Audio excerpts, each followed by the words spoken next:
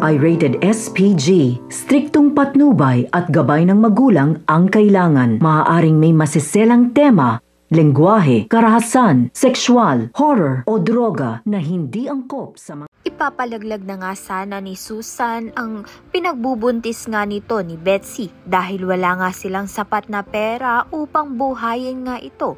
Subalit hindi nga ito natuloy dahil hindi nga gusto ni Betsy na tapusin ang buhay ng pinagbubuntis niya at agad nga siyang nagsumbong kay Robert. Dahil dito pinagalitan nga ni Robert ang komadrona at itong si Susan kahit hindi pa nga niya alam kung sino nga ba ang tunay na ama ng pinagbubuntis nga ni Betsy.